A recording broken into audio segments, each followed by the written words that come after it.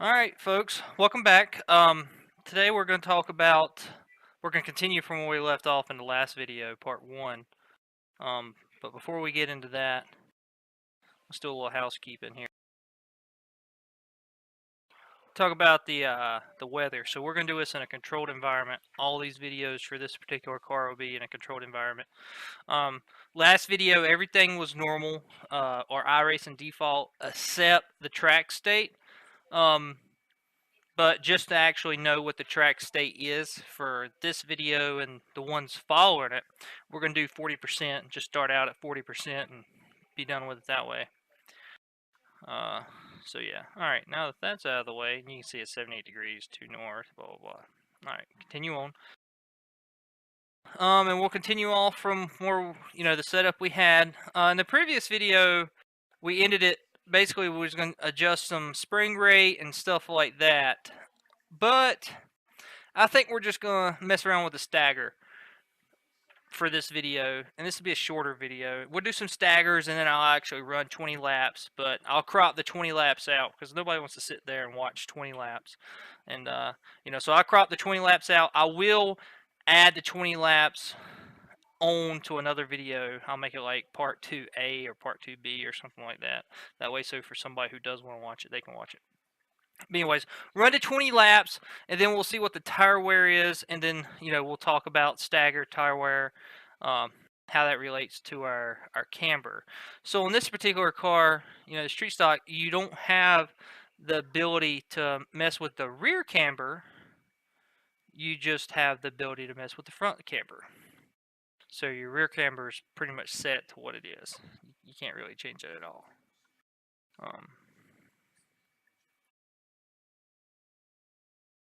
Yeah, so basically from the first video what we had here, the car is just really kind of unstable on entry and kind of push loose off. So with the staggers, in iRacing, actually on the staggers here, they give you a pretty good example of what the staggers do. On most of the stuff in here, or I wouldn't say most, on a majority of the stuff in here, it's just real vague on what it does. I mean, so like here it says the difference in the front tire more front stagger equals more understeer during braking. And basically what it is, it's a tighter filling on the entry of the corner while you're under braking. And then the rear tire is oversteer. So more oversteer on throttle, and you actually get understeer off throttle on the entry. So like I said, this thing's just real unstable on entry. So we'll increase that rear stagger a skosh here. And that's as high as it'll go to go 1.5. So let's go give that a whirl. We won't even mess with the front. We'll run it 2 laps, and we'll come back and see how we liked it.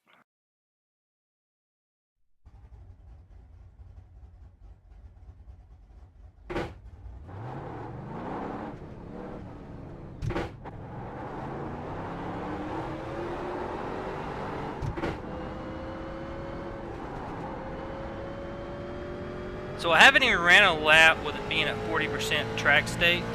So we'll see how it is. Could have more grip, could have less. Who knows?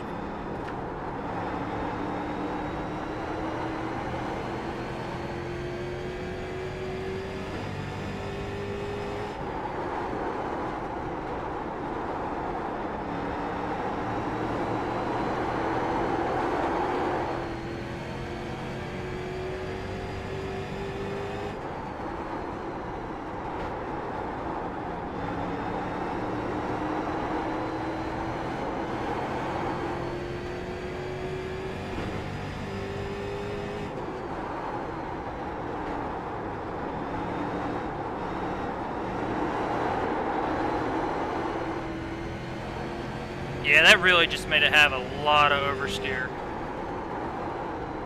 Helped entry a lot there, but just too much oversteer.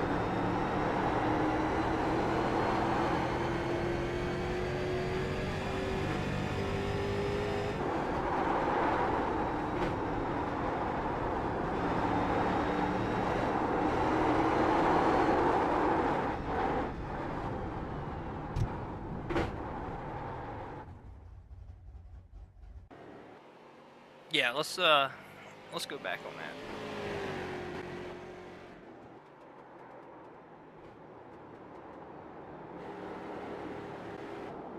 And we'll go up on this here, see what happens. So we went back to our starting position for our stagger. We'll go up in the front, see if that helps entry.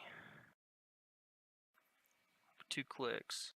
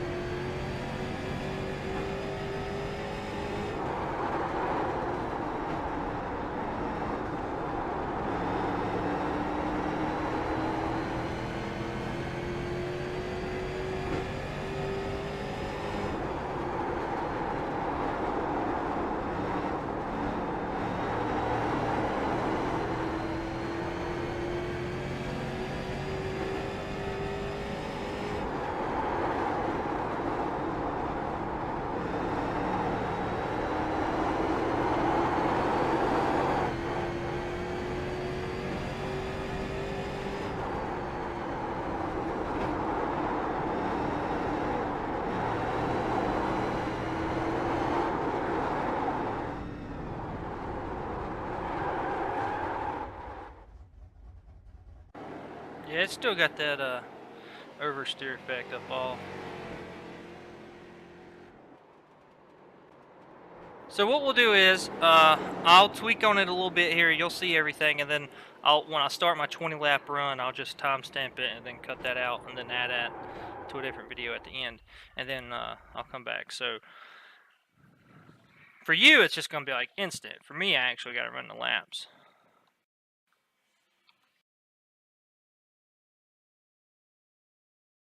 Okay, so just right at 20 laps, and it looks like the setup started giving up a lot of speed there. So we actually ran the fastest time ever in the setup with a 24.553, and at the end we was a 25.3. So 0.8 of a second roughly. And you can look at the lap times. Yeah, a 5-year-old come up there one of those laps and I think it was lap 24. She started talking to me about a book, so I kind of got out of focus there. But at any rate, that's the laps. So let's go look at the tire wear here. So like I said, there's nothing we can do about the rears because you can't adjust them. You can't change the rear cambers in this car. So I mean that ain't that bad. The front, on the other hand, so the left front, you're basically just wearing out that left front edge in the middle because you can look at the temps. And the right front, 225, 225, 211. Then we can use this for the videos on down the line to fine tune it. But all in all, that's not that bad. I mean, you could camber it out more to get more cut into the tire, especially that right front, because you're not going to be running a lot of laps in this car. So, and yeah, front brake bias is at 66.5, which is really high. I mean, I try running like my setups around like 62, 63. When you start getting above 65 is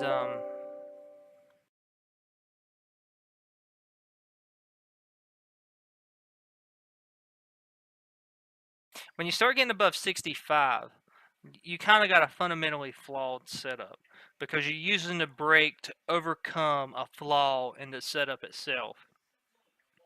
So yeah, over the next couple of videos, we're going to start dialing that back.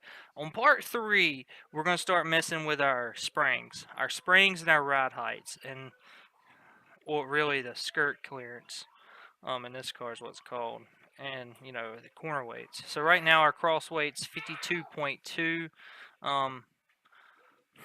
I personally, when I make setups, I like that a little bit higher, but you can make a fast setup with a 52.2 cross weight on the oval side. I mean, it's more or less how you do it. And we did have 14. How many gallons does it hold? Wow. So the one adjustment that we could do right off the bat is probably a little less left front camber. Try to get that inside just a little bit higher for the tread remaining. Get a little bit warmer. At least actually start using it a little bit. But you really don't care about your left front, because when you're turning, all the weight's coming off of the left front. So you really want that bad boy to be cutting all it can, because there's no weight on it. So if you're wearing it out, that's a good thing. But anyways, yeah. So today's video's a lot shorter. Probably like 10, 11 minutes. But anyway, so next video, part 3, we're definitely gonna do springs. We gotta get that loose end crap fixed and fix that loose off. And you can mess with the staggers. We'll probably go back and change some staggers along the way, but at least now you know what it does. The rear stagger is going to make you a larger one, is going to make you looser up off, and then more tighter on entry, and then a larger front one is just going to make you tighter in general. And then it tells you right there. You can just hover over. Stagger is something very easy to figure out, because it actually has a real good description right there in the bottom. Unlike some of these. Let's see before we get off here. Yeah, and the shock, I mean, it does tell you about it down there, but I don't know, that's a little vague if you ask me.